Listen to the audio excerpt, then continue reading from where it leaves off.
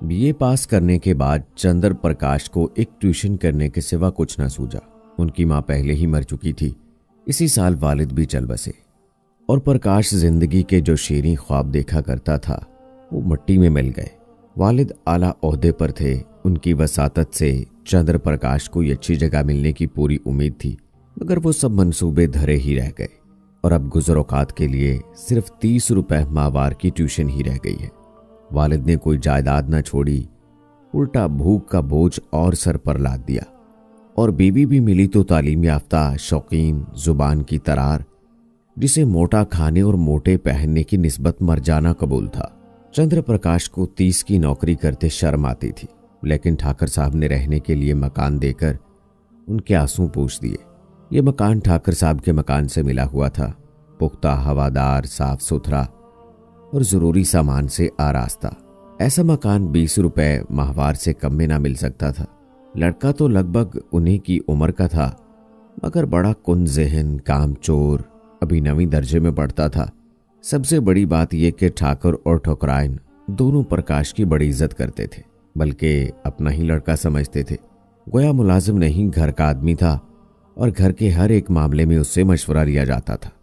शाम का वक्त था। प्रकाश ने अपने शागिर्द वीरेंद्र को पढ़ाकर चलने के लिए छड़ी उठाई तो ठुकराइन ने कहा, अभी ना जाओ बेटा, जरा मेरे साथ आओ, तुमसे कुछ कहना है। प्रकाश ने दिल में सोचा, वो क्या बात है जो वीरेंद्र के सामने नहीं कही जा सकती। प्रकाश को अलहदा ले जाकर अम्मा देवी ने कहा, तुम्हारी क्या सलाह है? वीरू का ब्याह कर दूं? एक बहुत अच्छे घर का पैगाम आया है। प्रकाश ने मुस्कुराकर कहा, ये तो वीरू बाबू ही से पूछिए। नहीं, मैं तुमसे पूछती हूँ। प्रकाश ने जरा तजब्जुब से कहा, मैं इस मामले में क्या सलाह दे सकता हूँ? उनका 20वां साल तो है, लेकिन ये समझ लीजिए कि ब्याह के बाद पढ़ना हो चुका, तो अभी ना करूं। तुम्हारी यही सलाह है, जैसा आप मुनासिब ख्याल फरमाएं। मैंने तो दोनों बातें अर्ज कर दी, तो कर डालूं। मुझे ये डर लगता है कि लड़का कहीं बहक ना जाए, फिर पछताना पड़ेगा। मेरे रहते हुए तो आप इसकी फिक्र ना करें। हाँ, मर्जी हो तो कर डालिए, कोई हर्ज भी नहीं है। सब तैयारियां तुम्हें करनी पड़ेंगी, ये समझ लो। तो मैं कब इनकार करता हूँ?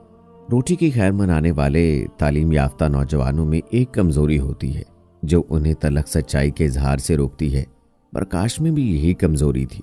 बात पक्की हो गई और शादी का सामान होने लगा। ठाकुर साहब उन असहाब में से थे जिन्हें अपने ऊपर भरोसा नहीं होता। उनकी निगाह में प्रकाश की डिग्री अपने 60 साल तजर्बे से ज्यादा कीमती थी। शादी का सारा इंतजाम प्रकाश के हाथों में था। 10-12 हजार रुपया खर्च करने का इख्तियार कुछ थोड़ी इज्जत की बात नहीं थी। देखते देखते एक खस्ता हाल नौजवान जिम्मेदार मैनेजर बन बैठा। कहीं बाजाज उसे सलाम करने आया है, कहीं मोहल्ले का बनिया घेरे हुए है, कहीं गैस और शामियाने वाला खुशामद कर रहा है। वो चाहता तो 200-400 रुपए आसानी से उड़ा सकता था, लेकिन इतना कमीना न था। फिर उसके साथ क्या दगा करे जिसने सब कुछ उसी पर छोड़ दिया हो। मगर जिस दिन उसने 5,000 रुपए के जेवरात खरीदे, उसके कलेजे पर सांप लौटने लगा। घर आकर चंपा से बोला, हम तो यहाँ रोटियों के मोहताज हैं और दुनिया में ऐसे ऐसे आदमी पड़े हैं जो हजारों लाखों रुपए के जेवरात बनवा डालते हैं। ठाकुर साहब ने आज बहू के चढ़ावे के लिए 5,000 के जेवर खरीदे। ऐसी ऐसी चीजों को देखकर आंखें ठंडी हो जाएं। सच कहता हूँ, बात चीजें पर तो आंख नहीं ठहरती थी। चंपा हास्यदाना लहजे में बोली, हमें क्या करना है? जिन्हें ईश्वर ने दिया है वो पहने, यहां तो रो रो कर मरने को पैदा हुए हैं। चंद्र प्रकाश, यही लोग मजे उड़ाते हैं, ना कमाना ना धमाना, बाप दादा छोड़ गए हैं, मजे से खाते हैं और चैन करते हैं। इसलिए कहता हूं ईश्वर बड़ा गैर मुनसिफ है। चंपा, अपना अपना मुकद्दर है, ईश्वर का क्या कसूर है? तुम्हारे बाप दादा छोड़ गए होते तो तुम भी मजे उड़ाते। यहाँ तो रोजमर्रा का खर्च चलाना मुश्किल है। गहने कपड़े कौन रोए? कोई ढंग की साड़ी भी नहीं कि किसी भले आदमी के घर जाना हो तो पहन लूं। मैं तो इसी सोच में हूं कि ठुकराइन की यहाँ शादी में कैसे जाऊंगी। सोचती हूं बीमार पड़ जाती तो जान बचती। ये कहते कहते उसकी आंखें भर आईं। प्रकाश ने तसल्ली दी, साड़ी तुम्हारे लिए जरूर लाऊंगा। ये मुसीबत के दिन हमेशा न रहेंगे। जिंदा रहा तो एक दिन तुम सर से पांव तक जेवर से लदी होगी। चंपा मुस्कुराकर बोली, चलो ऐसी मन की मिठाई में नहीं खाती, गुजर होती जाए यही बहुत है। प्रकाश ने चंपा की बात सुनकर शर्म और हया से सर झुका लिया। चंपा सो इतना काहिल अलवजूद समझती है। रात को दोनों खाना खाकर सोए तो प्रकाश ने फिर जेवरों का जिक्र छेड़ा। जेवर उसकी आंखों में बसे हुए थे। उस शहर में ऐसे बढ़िया जेवर बनते हैं, मुझे इसकी उम्मीद न थी। चंपा ने कहा, कोई और बात करो। जेवरों की बात सुनकर दिल जलता है। ऐसी चीजें तुम पहनो तो रानी मालूम होने लगो। जेवरों से क्या खूबसूरती मालूम होती है। मैंने तो ऐसी बहुत सी औरतें देखी हैं जो जेवर पहनकर भी भद्दी मालूम होती हैं। ठाकर साहब मतलब के यार मालूम होते हैं। ये ना हुआ कि कहते तुम इसमें से कोई चंपा के लिए लेते जाओ। तुम कैसी बच्चों की सी बातें करते हो। इसमें बचपन की क्या बात है। कोई फराग दिल आदमी कभी इतनी कंजूसी ना करता। मैंने सखी कोई नहीं देखा जो अपनी बहू के जेवर किसी गैर को बख्श दे। मैं गैर नहीं हूं, हम दोनों एक ही मकान में रहते हैं। मैं उनके लड़के को पढ़ाता हूं और शादी का सारा इंतजाम कर रहा हूं। अगर 100-200 की चीज दे देते तो कौन सी बड़ी बात थी।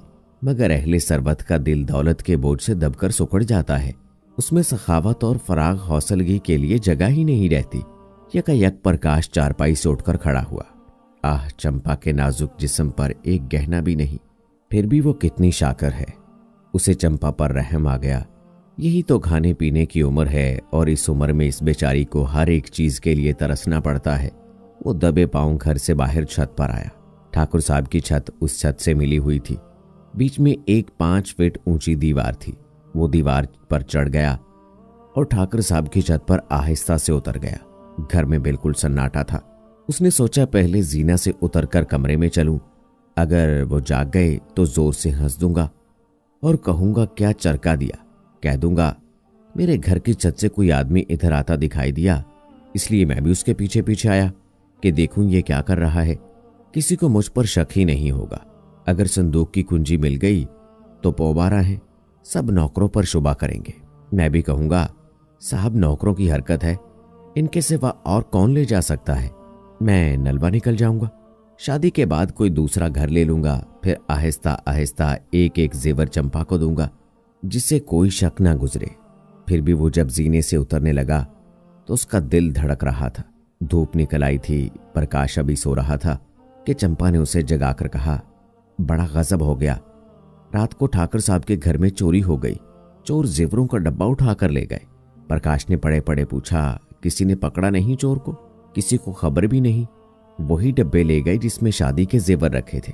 न जाने कैसे चाबी उड़ा ली और उन्हें कैसे मालूम हुआ कि उस संदूक में डब्बा रखा है। नौकरों की कारस्तानी होगी, बाहर के आदमी का ये काम नहीं है। नौकर तो उनके तीनों पुराने हैं। नीयत बदलते क्या देर लगती है। आज मौका देखा, उड़ा ले गए। तुम जाकर उनको तसल्ली दो। ठुकरान बेचारी रो रही थी। तुम्हारा नाम लेकर कहती थी कि बेचारा महीनों इन जेवरों के लिए दौड़ा। एक एक चीज अपने सामने बनवाई और चोर मुंडी काटे ने उसकी सारी मेहनत पर पानी फेर दिया। प्रकाश झटपट उठ बैठा और घबराया हुआ सा जाकर ठुकराइन से बोला, ये तो बड़ा गजब हो गया माताजी, मुझे तो अभी अभी चंपा ने बतलाया। ठाकर साहब सर पर हाथ रखे हुए बैठे थे। बोले, कहीं सींध नहीं, कोई ताला नहीं टूटा, किसी दरवाजे की चूल नहीं उतरी। समझ में नहीं आया कि चोर किधर से आया। ठुकराइन ने रोकर कहा, मैं तो लुट गई भैया। ब्याह सर पर है, क्या होगा भगवान। तुमने कितनी दौड़ धूप की थी, तब कहीं जाकर चीजें तैयार होकर आई थी। न जाने किस मनहूस साथ में बनवाई थी। प्रकाश ने ठाकुर साहब के कान में कहा, मुझे तो नौकरों की शरारत मालूम होती है। ठुकराइन ने मुखालफत की, अरे नहीं भैया, नौकरों में कोई नहीं। 10,000 रुपए यूं ही ऊपर रखे रहते हैं, कभी एक पाई का नुकसान नहीं हुआ। ठाकुर साहब ने नाक सकोड़ कर कहा, तुम क्या जानो आदमी का दिल कितनी जल्दी बदल जाता है। जिसने अभी तक चोरी नहीं की वो चोरी नहीं करेगा, ये कोई नहीं कह सकता। मैं पुलिस में रिपोर्ट करूंगा और एक एक नौकर की तलाशी कराऊंगा। कहीं माल उड़ा दिया होगा। जब पुलिस के जूते पड़ेंगे तो आप इकबाल करेंगे। प्रकाश ने पुलिस का घर में आना खतरनाक समझा। कहीं उनके घर की तलाशी लें तो सितम ही हो जाएगा। बोले, पुलिस में रिपोर्ट करना और तहकीकात करना बिल्कुल बेफायदा है। ठाकर साहब ने मुंह बनाकर कहा, तुम भी क्या बच्चों की सी बात कर रहे हो प्रकाश बाबू। भला चोरी करने वाला खुद ब खुद इकबाल करेगा, तुम जदों को भी नहीं कर सकते। हाँ, पुलिस में रिपोर्ट करना मुझे भी फजूल मालूम होता है। अल चला गया, अब क्या मिलेगा। प्रकाश, लेकिन कुछ न कुछ तो करना ही पड़ेगा। ठाकुर, कोई फायदा नहीं। हाँ, अगर कोई खुफिया पुलिस का आदमी हो जो चुपके चुपके पता लगा दे तो अलबत्ता माल निकल आए, लेकिन यहाँ ऐसे आदमी कहाँ। नसीबों को रोक कर बैठ रहो और क्या। प्रकाश, आप बैठे रहिए, लेकिन मैं बैठने वाला नहीं। मैं इन्हीं नौकरों के सामने चोर का नाम निकलवाऊंगा। ठुकरा, इन नौकरों पर मुझे पूरा यकीन है। किसी का नाम भी निकल आए तो मुझे यही ख्याल रहेगा कि ये किसी बाहर के आदमी का काम है, चाहे जिधर से आया हो। पर चोर आया बाहर से है, तुम्हारे कोठे से भी तो आ सकता है। ठाकुर, हाँ, जरा अपने कोठे पर देखो, शायद कुछ निशान मिले। कल दरवाजा तो खुला हुआ नहीं रह गया। प्रकाश का दिल धड़कने लगा। बोला, मैं तो 10 बजे दरवाजा बंद कर लेता हूँ। हाँ, कोई पहले से मौका पाकर कोठे पर चला गया हो, वहां छुपा बैठा रहा हो तो दूसरी बात है। तीनों आदमी छत पर गए तो बीच की मुंडेर पर किसी के पांव के निशान दिखाई दिए। जहां प्रकाश का पांव पड़ा था वहां का चूना लग गया। जाने से छत पर पांव का निशान पड़ गया था। प्रकाश की छत पर जाकर मुंडेर की दूसरी तरफ देखा तो वैसे ही निशान वहां भी दिखाई दिए। ठाकुर साहब सर झुकाए खड़े थे, लिहाज के मारे कुछ न कह सके थे। प्रकाश ने उनके दिल की बात खोल दी। अब तो कोई शक ही नहीं रहा। ठाकुर साहब ने कहा, हाँ, मैं भी यही समझता हूं, लेकिन इतना पता लग जाने से क्या। माल तो जाना था, वो गया। अब चलो आराम से बैठो, आज रुपए की कोई तजवीज करनी होगी। प्रकाश, मैं आज ही ये घर छोड़ दूंगा। ठाकुर, क्यों, हमें तुम्हारा। प्रकाश, आप ना कहें, लेकिन मैं समझता हूं मेरे सर पर बहुत बड़ी जवाबदेही आ गई। मेरा दरवाजा 9-10 बजे तक खुला ही रहता है। चोर ने रास्ता देख लिया है, मुमकिन है 2-4 दिन में फिर आ घुसे। घर में अकेली एक औरत है, सारे घर की निगरानी नहीं कर सकती। उधर वो तो बावर्ची खाने में बैठी है, उधर कोई आदमी चुपके से ऊपर चढ़ गया तो जरा भी आहट नहीं मिल सकती। मैं घूम घूम कर कभी 9 बजे आया, कभी 10 बजे, और शादी के दिनों में देर होती रहेगी। इधर का रास्ता बंद ही हो जाना चाहिए। मैं तो समझता हूं चोरी सारी मेरे सर है। ठुकराइन, डरें, तुम चले जाओगे भैया, तब तो घर और फाड़ खाएगा। प्रकाश, कुछ भी हो माता जी, मुझे बहुत जल्द घर छोड़ देना पड़ेगा। मेरी गफलत से चोरी हो गई, इसका मुझे खमियाजा उठाना पड़ेगा। प्रकाश चला गया तो ठाकुर की औरत ने कहा, बड़ा लायक आदमी है। चोर उधर से आया, यही बात उसे खा गई। कहीं ये चोर को पकड़ पाए तो कच्चा ही खाए, मार ही डाले। देख लेना, कभी न कभी माल बरामद करेगा। अब इस घर में हरगिज न रहेगा। कितना ही समझाओ, किराए के 20 रुपए देने पड़ेंगे। हम क्यों किराया दें? वो आप ही घर छोड़ रहे हैं, हम तो कुछ कहे नहीं। किराया तो देना ही पड़ेगा। ऐसे आदमी के लिए कुछ गम भी खाना पड़े तो बुरा नहीं लगता। मैं तो समझती हूँ किराया लेंगे भी नहीं, 30 रुपए में गुजर भी तो ना होगी। प्रकाश ने उसी दिन वो घर छोड़ दिया। उस घर में रहने में खर्चा था, लेकिन जब तक शादी की धूमधाम रही अक्सर तमाम दिन वहीं रहते थे। पेशबंदी के लिए चंपा से कहा, एक सेठ जी के यहाँ 50 रुपए माहवार का काम मिल गया, मगर वो रुपए उन्हीं के पास जमा करता जाऊंगा। वो आमदनी सिर्फ जेवरों में खर्च होगी, इसमें से 1 पैसा घर के खर्च में ना आने दूंगा। खाविन की मोहब्बत का ये सबूत पाकर उसे अपनी किस्मत पे नाज हुआ। देवताओं में उसका एतकाद और भी पुख्ता हो गया। अब तक प्रकाश और चंपा में कोई राज ना था। प्रकाश के पास जो कुछ था वो चंपा का था। चंपा ही के पास उसके ट्रंक, संदूक और अलमारी की चाबियां रहती थी। मगर जब प्रकाश का एक संदूक हमेशा बंद रहता था, उसकी चाबी कहाँ है उसका चंपा को पता नहीं। वो पूछती है, उस संदूक में क्या है? तो वो कह देते हैं, कुछ नहीं, पुरानी किताबें हैं, मारी मारी फिरती थीं, उठा के संदूक में बंद कर दी हैं। चंपा को शक की गुंजाइश ना थी। एक दिन चंपा उन्हें पान देने गई तो देखा वो उस संदूक को खोले कुछ देख रहे हैं। उसे देखते ही उनका चेहरा फाक हो गया। शुबे का अखवा सा निकला, मगर पानी बहकर सूख गया। चंपा किसी ऐसे राज का ख्याल ही न कर सकी जिससे शुबे को ग़िज़ा मिलती, लेकिन 5000 की पूंजी को इस तरह छोड़ देना कि उसका ध्यान ही ना आए, प्रकाश के लिए नामुमकिन था। वो कहीं बाहर जाता तो एक बार संदूक को जरूर खोलता। एक दिन पड़ोस में चोरी हो गई। उस दिन से प्रकाश कमरे ही में सोने लगा। जून का महीना था, गर्मी के मारे दम घुटता था।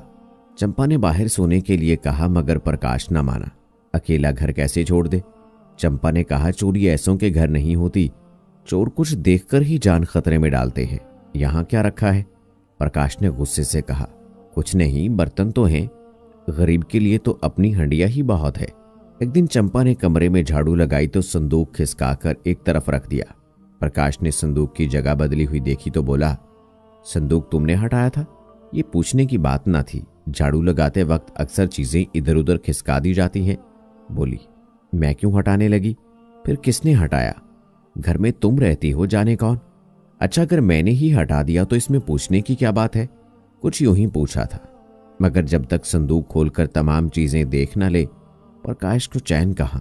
चंपा जैसे ही खाना पकाने लगी वो संदूक खोलकर देखने लगा। आज चंपा ने पकौड़ियां बनाई थी। पकौड़ियां गरम गरम ही मजा देती हैं। प्रकाश को पकौड़ियां पसंद भी बहुत थीं। उसने थोड़ी सी पकौड़ियां तश्तरी में रखीं और प्रकाश को देने गई। प्रकाश ने उसे देखते ही संदूक धमाके से बंद कर दिया और ताला लगाकर उसे बहलाने के लिए बोला, तश्तरी में क्या लाई? आज न जाने क्यों मतलब भूख नहीं लगी, पेट में गरानी मालूम होती है। अच्छा, पकौड़ियां हैं? आज चंपा के दिल में सुबह का वो अखवा जैसे हरा होकर लहलहा उठा। संदूक में क्या है ये देखने के लिए उसका दिल बेकरार हो गया। प्रकाश उसकी चाबी छुपाकर रखता था। चंपा को वो ताली किसी तरह ना मिली। एक दिन एक फेरी वाला बसाती पुरानी चाबियां बेचने आ निकला। चंपा ने उस ताले की चाबी खरीद ली और संदूक खोल डाला। अरे ये तो जेवर हैं। उसने एक एक जेवर निकाल कर देखा। ये कहां से आए? मुझसे तो कभी इनके मुतालिक बातचीत नहीं की। मान इसके दिल में ख्याल गुजरा, ये जेवरात ठाकुर साहब के तो नहीं? चीजें वही थीं जिनका तज़किरा करते रहते थे। उसे अब कोई शक ना रहा, लेकिन इतनी बड़ी शर्मो नदामत से उसका सर झुक गया। उसने एकदम संदूक बंद कर दिया और पलंग पर लेटकर सोचने लगी, इनकी इतनी हिम्मत कैसे पड़ी? ये कमीना ख्वाहिश उनके मन में आई कैसे? मैंने तो कभी जेवरों के लिए इन्हें तंग नहीं किया। अगर तंग भी करती तो क्या इसका मतलब ये होता कि वो चोरी करके लाएंगे? चोरी जेवरों के लिए इनका ज़मीर इतना कमजोर क्यों हो गया? उस दिन से चाल कुछ उदास रहने लगी। प्रकाश से वो मोहब्बत न रही, न वो इज्जत का जज्बा। बात बात पर तकरार हो जाती। पहले दोनों एक दूसरे से दिल की बातें कहते थे, मुस्तकबिल के मंसूबे बांधते थे, आपस में हमदर्दी थी। मगर अब दोनों में कई कई दिन तक आपस में एक बात भी ना होती। कई महीने गुजर गए। शहर के एक बैंक में असिस्टेंट मैनेजर की जगह खाली हुई। प्रकाश ने अकाउंटेंट का इम्तिहान पास किया हुआ था, लेकिन शर्त यह थी कि नकद 10,000 रुपए की जमानत दाखिल की जाए। इतनी रकम कहां से आए? प्रकाश तड़प तड़प कर रह जाता। एक दिन ठाकुर साहब से उससे मामले पर बातचीत चल पड़ी। ठाकुर साहब ने कहा, तुम क्यों नहीं दरख्वास्त भेजते? प्रकाश ने सर झुकाकर कहा, 10,000 की नकद जमानत मांगते हैं, मेरे पास रुपए कहाँ रखे हैं। अजी दरख्वास्त तो दो, अगर और सब अमूर तय हो जाएं तो जमानत भी दे दी जाएगी, इसकी फिक्र ना करो। प्रकाश ने हैरान होकर कहा, आप जरे जमानत दाखिल कर देंगे? हाँ हाँ, ये कौन सी बड़ी बात है। प्रकाश घर की तरफ चला तो बड़ा उदास था। उसको ये नौकरी जरूर मिलेगी, मगर फिर भी खुश नहीं है। ठाकुर साहब की साफ दिली और उनके उस पर इतने जबरदस्त एतमाद से उसे दिली सदमा हो रहा है। उनकी शराफत उसके कमीनेपन को रौंदते डालती। उसने घर आकर चंपा को खुशखबरी सुनाई। चंपा ने सुनकर मुंह फेर लिया। फिर 1 मिनट बाद बोली, ठाकुर साहब से तुमने क्यों जमानत दिलवाई? जगह ना मिलती ना सही, रोटियां तो मिल ही जाती हैं।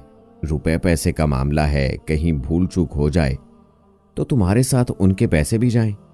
ये तुम कैसे समझती हो कि भूल चूक होगी? क्या मैं ऐसा अनाड़ी हूं? चंपा ने कहा, आदमी की नीयत भी तो हमेशा एक सी नहीं रहती। प्रकाश सन्नाटे में आ गया। उसने चंपा को चुभती हुई नजरों से देखा, मगर चंपा ने मुंह फेर लिया था।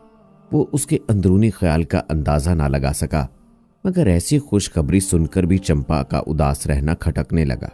उसके दिल में सवाल पैदा हुआ, उसके अल्फाज में कहीं तंज तो नहीं छुपा है? चंपा ने संदूक खोलकर कहीं देख तो नहीं लिया? इस सवाल का जवाब हासिल करने के लिए वो उस वक्त अपनी एक आंख भी नजर कर सकता था। खाने के वक्त प्रकाश ने चंपा से पूछा, तुमने क्या सोचकर कहा कि आदमी की नीयत तो हमेशा एक सी नहीं रहती, जैसे उसकी जिंदगी और मौत का सवाल हो? चंपा ने आजर्दा होकर कहा, कुछ नहीं, मैंने दुनिया की बात कही थी। प्रकाश को तसल्ली न हुई। उसने पूछा, क्या जितने आदमी बैंक में मुलाजिम हैं उनकी नीयत बदलती रहती है? चंपा ने गला छुड़ाना चाहा।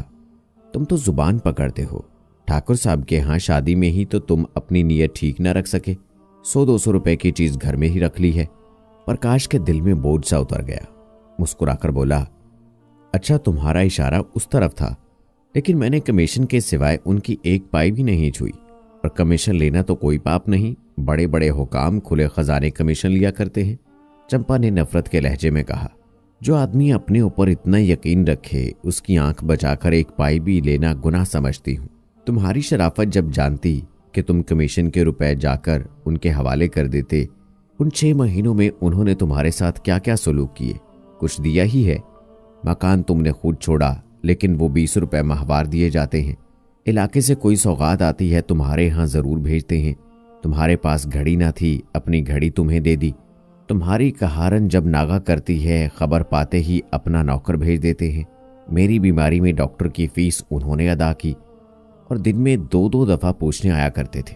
ये जमानत की क्या छोटी बात है? अपने रिश्तेदारों तक की जमानत तो जल्दी से कोई देता ही नहीं। तुम्हारी जमानत के नकद 10,000 रुपए निकाल कर दे दिए, उसे तुम छोटी बात समझते हो? आज तुमसे कोई गलती हो जाए तो उनके रुपए तो जब्त हो जाएं। जो आदमी अपने ऊपर इतनी मेहरबानी करे उसके लिए हमें जान कुर्बान करने के लिए हमेशा तैयार रहना चाहिए। प्रकाश खाकर लेटा तो उसका ज़मीर उसे मलामत कर रहा था। दुखते हुए फोड़े में कितना मवाद भरा है ये उस वक्त मालूम होता है जब नश्तर लगाया जाता है। दिल की स्याही उस वक्त मालूम होती है जब कोई उसे हमारे सामने खोल कर रख देता है। कोई सोशल या पॉलिटिकल कार्टून देखकर क्यों हमारे दिल पर चोट लगती है? इसलिए कि वो तस्वीर हमारी हैवानियत को खोलकर हमारे सामने रख देती है। वो जो दिल के अथाह समंदर में बिखरा पड़ा हुआ था, इकट्ठा होकर घर से निकलने वाले कूड़े की तरह अपनी जसामत से हमें मतहौश कर देता है। तब हमारे मुंह से निकल पड़ता है कि अफसोस। चंपा के इन मलामत आमेज अल्फाज ने प्रकाश की इंसानियत को बेदार कर दिया। वो संदूक कई गुना भारी होकर पत्थर की तरह उसे दबाने लगा। दिल में फैली हुई हरारतें एक नुक्ते पर जमा होकर शूलागीर हो गई। कई रोज गुजर गए। प्रकाश को बैंक में मुलाजमत मिल गई। उस तकरीब में उसके यहाँ मेहमानों की दावत है। ठाकुर साहब, उनकी अहलिया, वीरेंद्र और उसकी नई दुल्हन भी आए हुए हैं। बाहर यार दोस्त गा बजा रहे हैं। खाना खाने के बाद ठाकुर साहब चलने को तैयार हुए। प्रकाश ने कहा, आज आपको यहाँ रहना होगा। दादा, मैं इस वक्त न जाने दूंगा। चंपा को उसकी ये जिद बुरी मालूम हुई। चारपाइयां नहीं हैं, बिछौने नहीं हैं और नाकाफी जगह ही है। रात भर उनको तकलीफ देने और खुद तकलीफ उठाने की कोई जरूरत इसकी समझ में न आई। लेकिन प्रकाश बराबर जिद करता रहा, यहां तक के ठाकुर साहब राजी हो गए। 12 बजे थे। ठाकुर साहब ऊपर सो रहे थे और प्रकाश बाहर बरामदे में। 3 औरतें अंदर कमरे में थीं। प्रकाश जाग रहा था। वीरू के सराहने चाबियों का गुच्छा पड़ा हुआ था। प्रकाश ने गुच्छा उठा लिया, फिर कमरा खोलकर उसमें से जेवरात का डब्बा निकाला और ठाकुर साहब के घर की तरफ चला। कई माह पेश तरो इसी तरह लरसते हुए दिल के साथ ठाकुर साहब के मकान में घुसा था। उसके पांव तब भी इसी तरह थरथरा रहे थे, लेकिन तब कांटा चुभने का दर्द था, आज कांटा निकलने का। तब बुखार का चढ़ाव था, हरारत इज़्तिराब और खलज से पुर। अब बुखार का उतार था, सकून, फरहत और उमंग से भी भरा हुआ। तब कदम पीछे हटा था, आज आगे बढ़ रहा था। ठाकुर साहब के घर पहुंचकर उसने आहिस्ता से वीरेंद्र का कमरा खोला और अंदर जाकर ठाकुर साहब के पलंग के नीचे डब्बा रख दिया। फिर फौरन बाहर आकर आहिस्ता से दरवाजा बंद किया और घर लौट पड़ा। हनुमान जी संजीवनी बूटी वाला पहाड़ का टुकड़ा उठाए जिस रूहानी सरूर का लफा उठा रहे थे, वैसी ही खुशी प्रकाश को भी हो रही थी। जेवरों को अपने घर ले जाते हुए उसकी जान सूखी हुई थी, गोया कि किसी गहराई में जा रहा हो। आज डब्बे को लौटाकर उसे ऐसा मालूम हो रहा था जैसे वो एरोप्लेन पर बैठा हुआ फिजा में उड़ रहा है, ऊपर ऊपर और ऊपर। वो घर पहुंचा तो वीरू सो रहा था। चाबियों का गुच्छा उसके सरहाने रख दिया। ठाकुर साहब सुबह तशरीफ ले गए। प्रकाश शाम को पढ़ाने जाया करता था। आज वो बेसब्र होकर तीसरे पहर ही जा पहुंचा। देखना चाहता था वहां आज क्या गुल खिलता है। वीरेंद्र ने उसे देखते ही खुश होकर कहा, बाबूजी, कल आपके यहाँ की दावत बड़ी मुबारक थी। जो जेवरात चोरी हो गए थे सब मिल गए। ठाकुर साहब भी आ गए और बोले, बड़ी मुबारक दावत थी तुम्हारी, पूरे का पूरा डब्बा मिल गया, एक चीज भी नहीं गई, जैसे अमानत रखने के लिए ही ले गया हो। प्रकाश को उनकी बातों पर यकीन कैसे आए जब तक वो अपनी आंखों से ना देख ले। कहीं ऐसा भी हो सकता है कि चोरी गया हुआ माल 6 माह बाद मिल जाए। और जूंगा तू। डब्बा खोलकर उसने बड़ी संजीदगी से देखा। ताज्जुब की बात है, मेरी अक्ल तो काम नहीं करती। ठाकुर, किसी की अक्ल कुछ काम नहीं करती, भाई तुम्हारी ही क्यों। वीरू की माँ तो कहती है कोई गैबी मौजज़ा है। आज से मुझे भी मौजज़ात पर यकीन हो गया। प्रकाश, अगर आंखों देखी बात ना होती तो मुझे यकीन ना आता। ठाकुर, आज इस खुशी में हमारे यहाँ दावत होगी। प्रकाश, आपने कोई मंत्र वंत्र तो नहीं पढ़वाया किसी से? ठाकुर, कई पंडितों से। प्रकाश, तो बस ये उसी की बरकत है। घर लौटकर प्रकाश ने चंपा को यह खुशखबरी सुनाई तो वो दौड़कर उनके गले से चिमट गई और न जाने क्यों रोने लगी, जैसे उसका बिछड़ा हुआ खाविंद बहुत मुद्दत के बाद घर आ गया हो। प्रकाश ने कहा, आज उनके यहाँ मेरी दावत है, मैं भी 1000 भूखों को खाना खिलाऊंगी। तुम तो सैकड़ों का खर्च बतला रही हो। मुझे इतनी खुशी हुई कि लाखों रुपए खर्च करने पर भी अरमान पूरा न होगा। प्रकाश की आंखों में आंसू आ गए।